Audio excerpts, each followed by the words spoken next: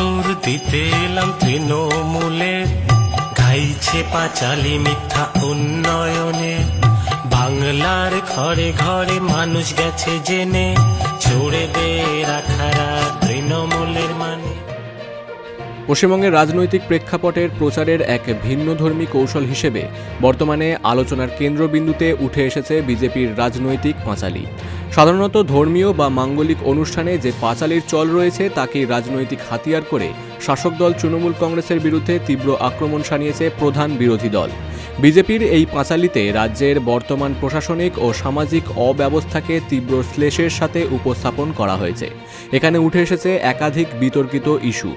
SSC প্রাথমিক নিয়োগ এবং রেশন দুর্নীতির প্রসঙ্গ টেনে ছন্দে ছন্দে বলা হয়েছে কিভাবে বিন্দু বিন্দু থেকে সিন্ধু ভরে উঠেছে দুর্নীতির টাকায়।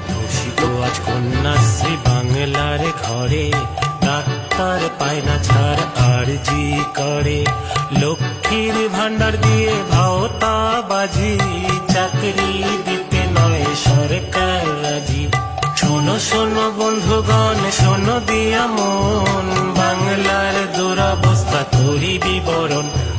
লক্ষ্মীর ভান্ডার বা কন্যাশ্রীর মতো জনমুখী প্রকল্পগুলোকে বিজেপি পাঁচালীতে ভাওতাবাজি ও ভাতা দিয়ে ভোট কেনার কৌশল হিসেবে চিহ্নিত করেছে।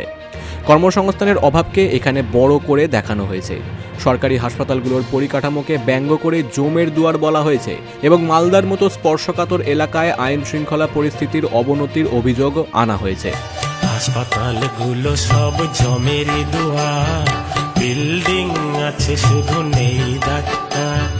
বেড না পেয়ে গরিব মানুষ ছটপটিয়ে মরে, বাঁচতে সিবিআই থেকে মন্ত্রী উঠবান ঘরে। দেখো মন্ত্রী উঠবান ঘরে। রাজনৈতিক পর্যবেক্ষকদের মতে গ্রাম বাংলার মানুষের মনে গভীর প্রভাব ফেলার জন্য পাঁচালীর মতো লোকসংস্কৃতি ব্যবহার করা একটি সুচিন্তিত রণকৌশল। Bureau report, big news Bangla.